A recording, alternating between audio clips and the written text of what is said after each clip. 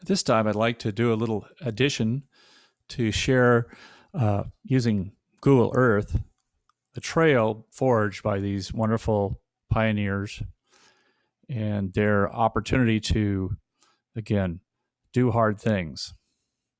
Let's begin to where they began in the towns of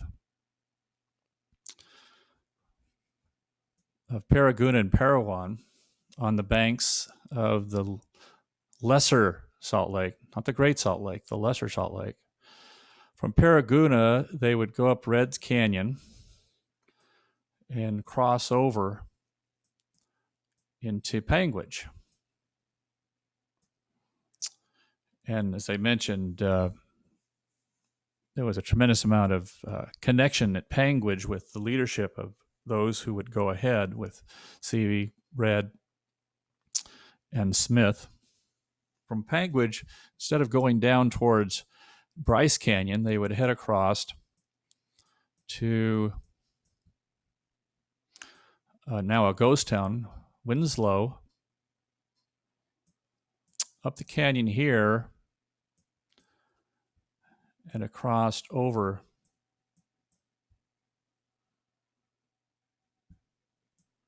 to Escalante. So coming down over to Escalante.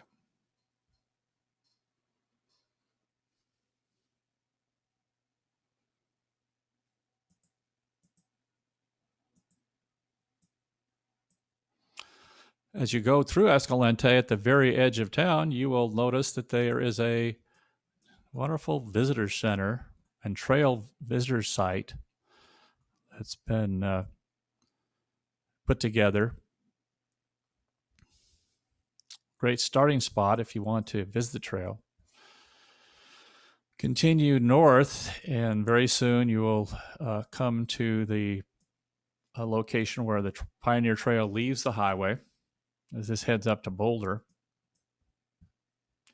And just get a feel of the land as we go across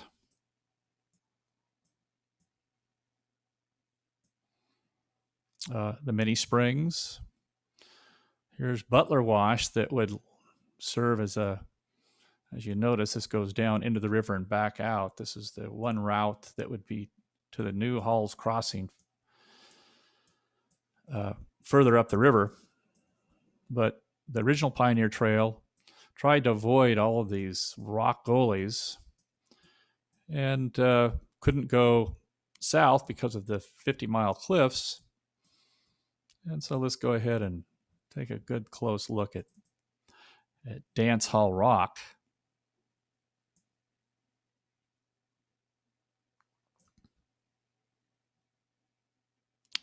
Still a place to visit, and there's even cars there at that day. Trail continues on. Remember, the settlers had to spread themselves out somewhat for forage for their animals. They were divided into families. They would eat at families. The bachelors would be sort of brought into the different family units. As we make our way further and further, you get an idea of the roughness of the terrain. Of course, now this is all Lake Powell.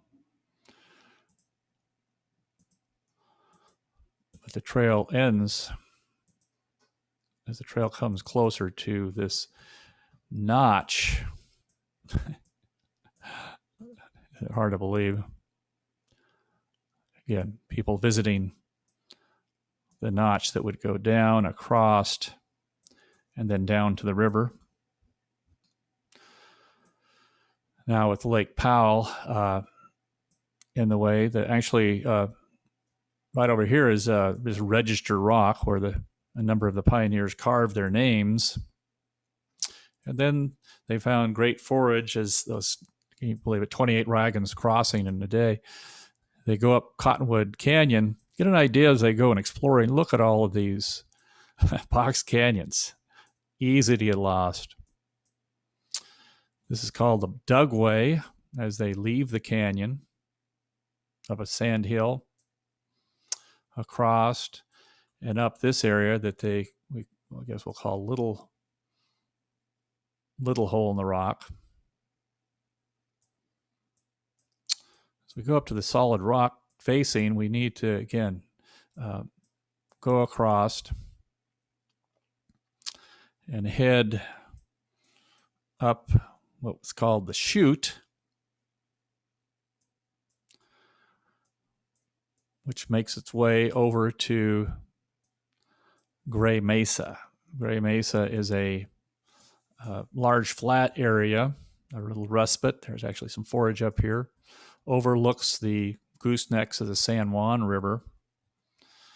So after a few miles of fairly easy going across Gray Mesa, it's almost like on top of the world when you're up here. It's amazing.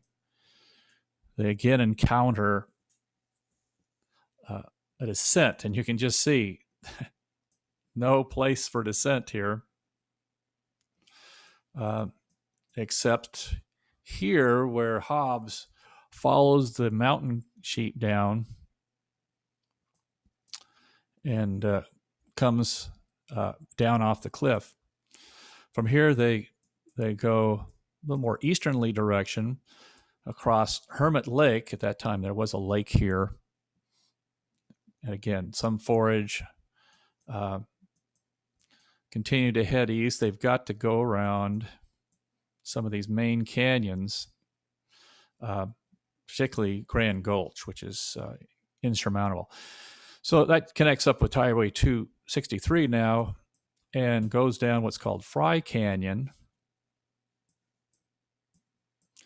and ends up at a landmark that they called Clay Hill. And you can still see the wagon trail down Clay Hill. Again, muddy clay to make their way out. Continued, again, they have to turn to get around Grand Gulch, and they go through a cedar forest through here. Continue the trail.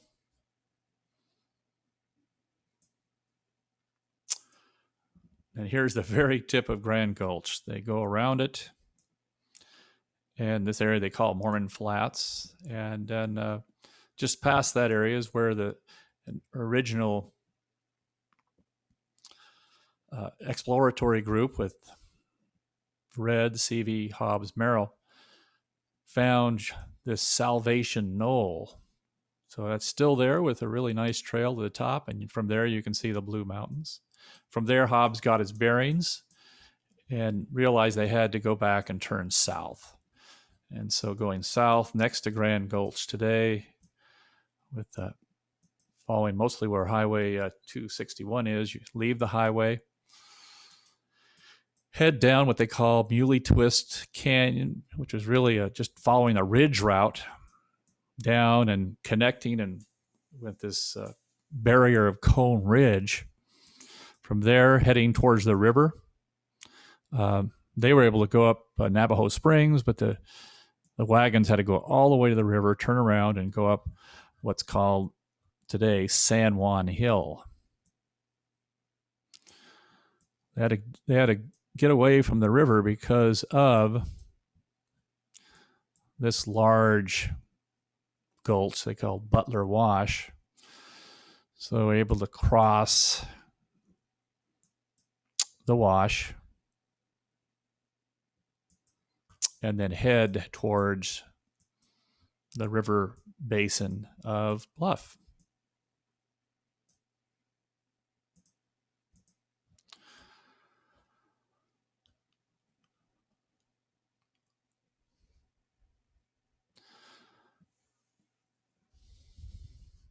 And we can go to, you can look in the past and actually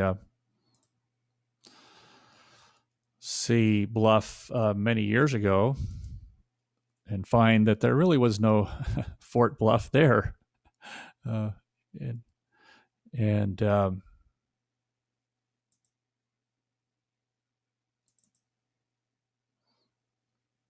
go up to 19.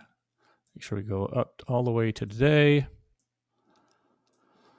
And let's go to, now you can see Fort Bluff with the small cabins that that show the way the fort was set up. The co-op store that's been rebuilt, and now that this is old, the Cooman Jones home right here has been rebuilt.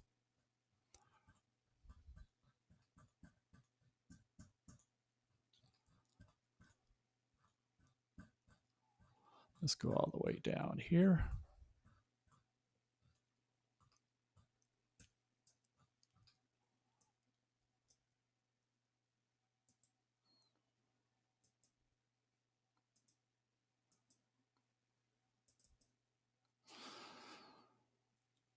Okay, so we're at the street view, and there's Fort Bluff. You're sure welcome to go to Fort Bluff, enjoy the facilities with the missionaries there. They've got a great time, and each of these little cabins represent some of the families that have been rebuilt and tell their stories about coming all the way over here to Bluff.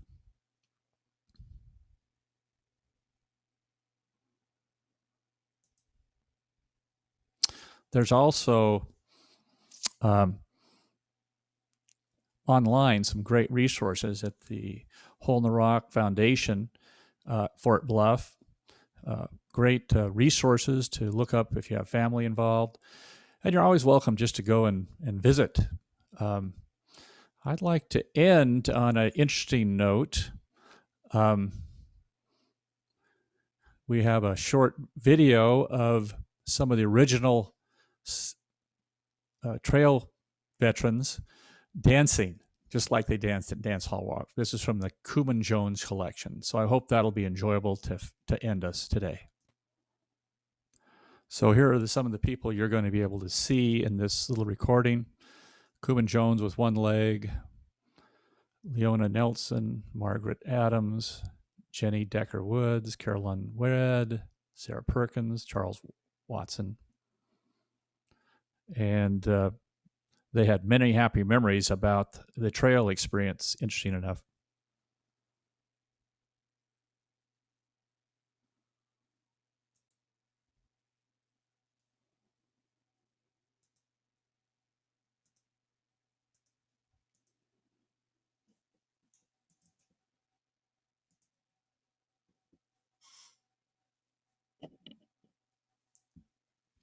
So here's the group at a reunion gathering.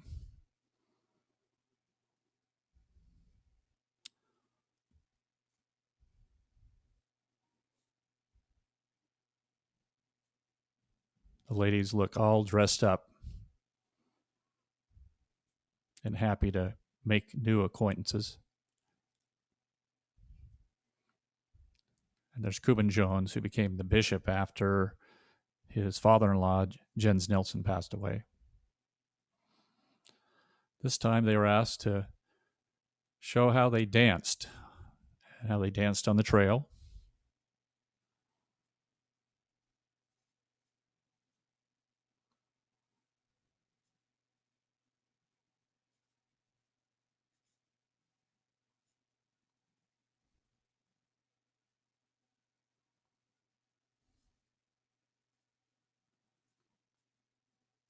Sort of imagine them there at Dance Hall Rock.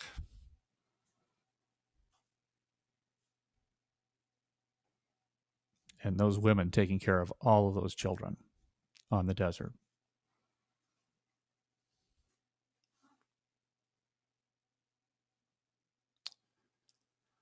And here's Cooman trying to show that he still can do a few little dance steps.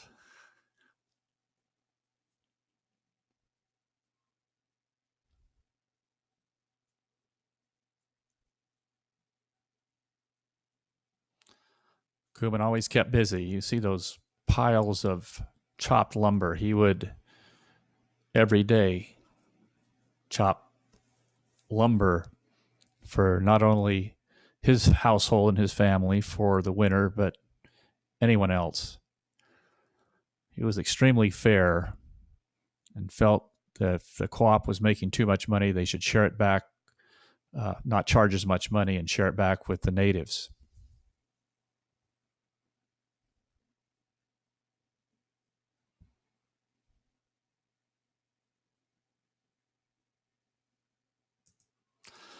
So that ends our presentation. Hope that allows you to encourage you that you can do hard things also. Godspeed.